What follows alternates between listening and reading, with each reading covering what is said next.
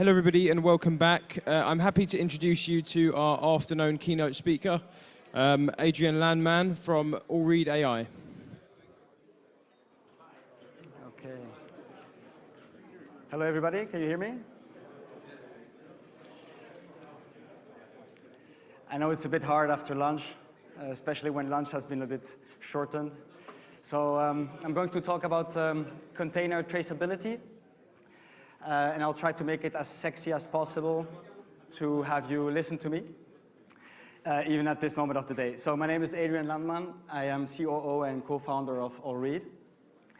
The first speaker yesterday said something that struck me, which is that automation has often failed into delivering on his promises. It was somebody from Hamburg Port Consulting. Basically because of the return on investment of automation, which is tricky.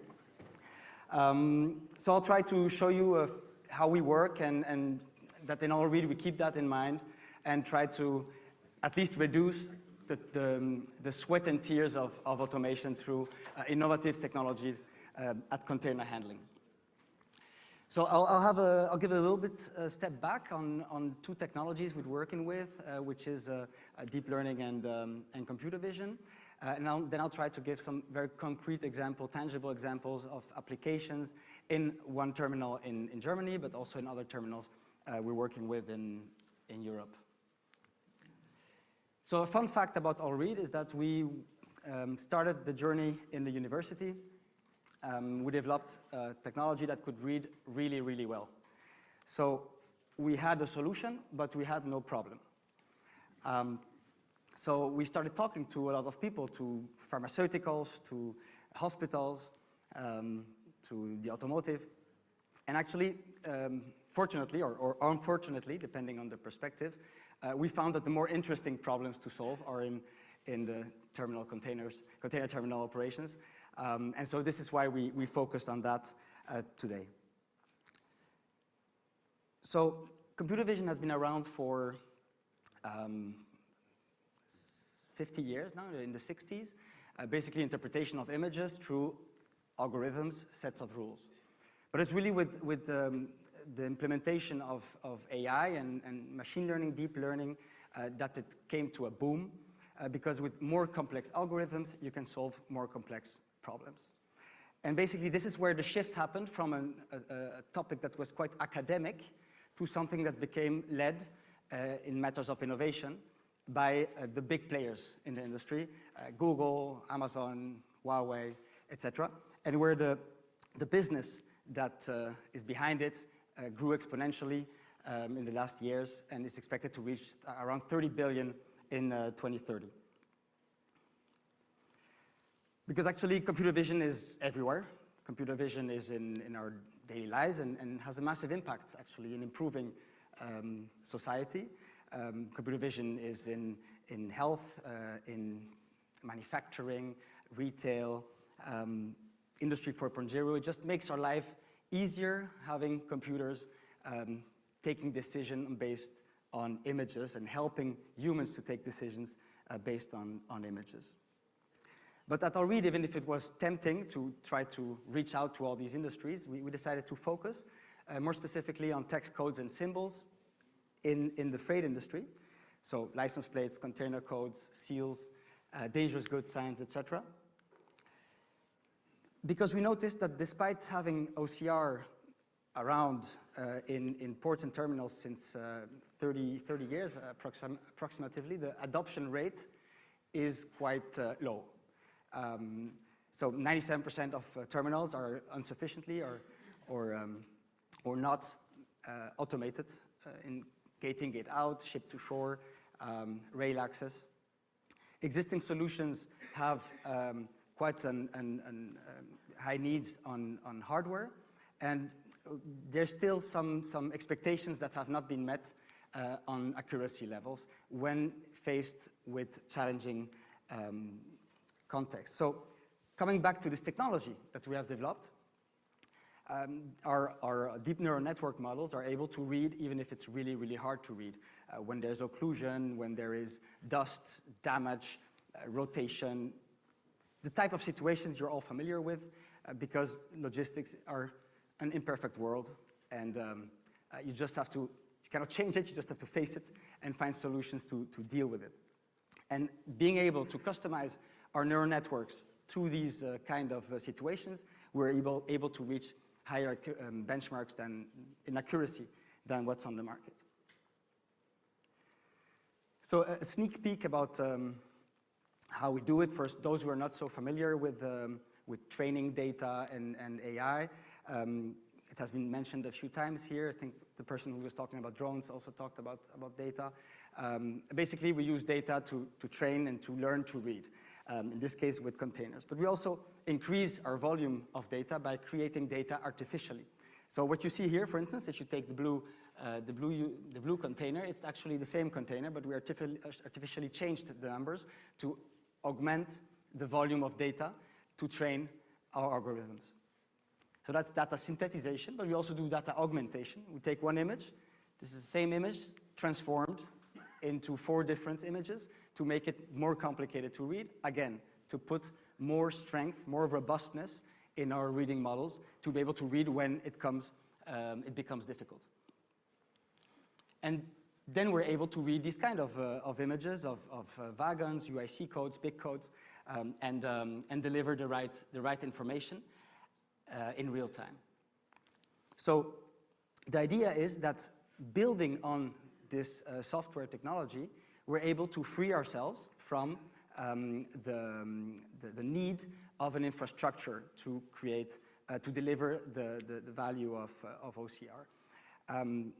We want to put all the muscle into the software and not into the hardware. And this way we're more cost efficient, basically, and responding to the basic need of traceability of the assets coming in or out, knowing when they came in, what they are, which truck they're associated to or which wagon they're associated to, if they're dangerous goods signs or not, in a very accurate and a very precise way. So this is our vision, let's say. This is why we exist, because we believe that we can bring value to the container terminals through this solution that can complete what is on the market today to automate the transits. Focusing a little bit on a case we have been working, a terminal we've been working with, CTS in Köln from HGK Group. They have three trains, 200,000 handlings a year, and their problem was that they were facing risk of handling errors, and they have not found in the market a solution that allowed them to solve this problem by still protecting their return on investment. So the process is quite common: onload plan, toss, handlings, and then shipping. But the problem is when there is a mistake, it's only discovered once the container has already left the terminal, with all the mess that it can become and the associated costs to get it back. So what they wanted is a control of containers and the presence of seals at entrance and exit, as well as forensic evidence to be able to control and prove the movements of the containers. Why? Obviously, reduce costs, better allocation of resources, and an increase in operating capacity. I thought it's interesting to show in a very tangible manner how we built it. So we built a server on the edge of the crane with as little possible hardware. That's basically our philosophy. Again, that is connected to cameras looking at the containers that are on the crane. The data is processed on the server and sent through 4G to a web service and then to the information management system for the HGK team to control it. 4G because actually there was no network in that specific spot of the terminal. It's often the case in terminals. And so it looks like that, a 30-year-old crane, a 30-year-old river crane that's digitized by very little hardware add-ons, one camera on each side. And despite that, we face all the challenges of being able to read these different use cases, resisting or being able to read accurately, even when there is backlight or shadows, various distances. So it's the same algorithm who reads an image that is the container that's so far or that's so close. And this is this robustness that we have developed of reading. We call it in the wild, being able to read wherever it appears in the image. Also with the movements of the crane that are not always the same. We're talking about river cranes here, of course. It's not the same where you ship to shore by sea, way bigger. We're also working on that a bit differently.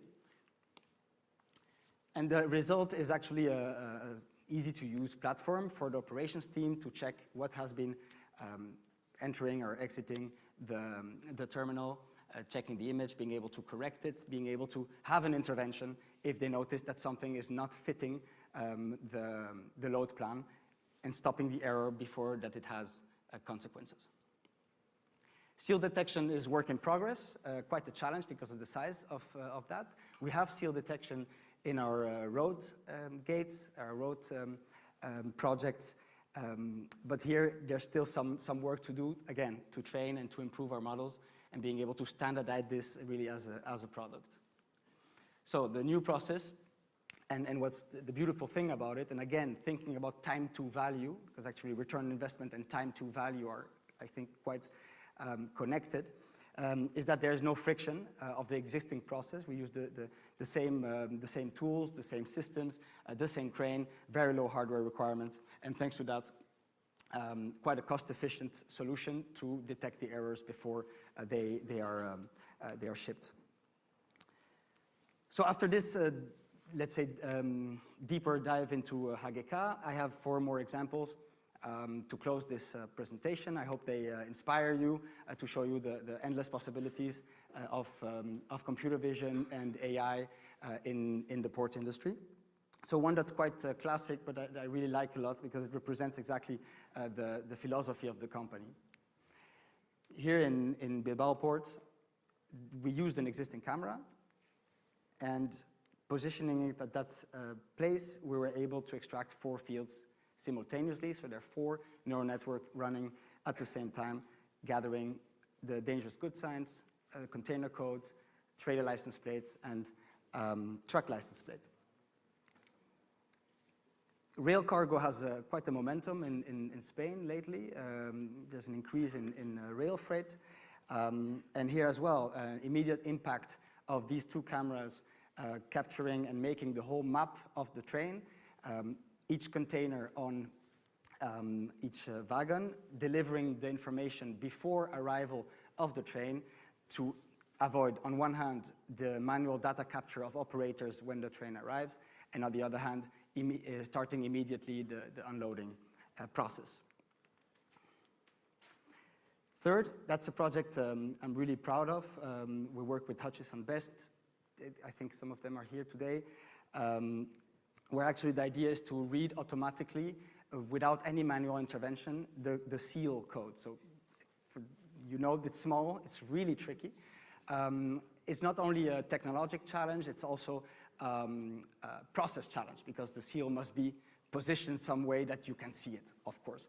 But Best believes that it's possible to get there, you know, to have maybe a fast lane or something like that, where the seals would be positioned right, and where automatically with a quite higher definition camera would be able to process it automatically and deliver the result.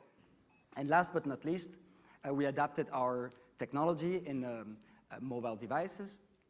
Here it's a tablet. Basically in Europe you need to have this control of the state of the whole train before it leaves, so you cannot use fixed cameras, and these are operators checking the twist locks, checking the brakes, checking the positions of dangerous goods signs, etc. Well, the idea is not so much to improve the operational efficiency, it's more about increasing compliance, ensuring forensic evidence that the whole process has been realized correctly, keeping the images. As you can see here, there's the whole list of what has been read that is visible for the operator, and then when he has finished the process, boom, he can send it to the TOS, and the train can go on and start his journey. So this was AllRead. I hope you're still awake. I hope you're still with me. We had quite a journey in the last years, trying to grow fast but sustainably, bringing value to terminals around the world. We work with Port of Valencia as well. I think somebody is here from Port of Valencia today. Some of the biggest ports in Europe see the value of this quite agile and pragmatic approach that we have on OCR. So thank you very much, and looking forward to your questions.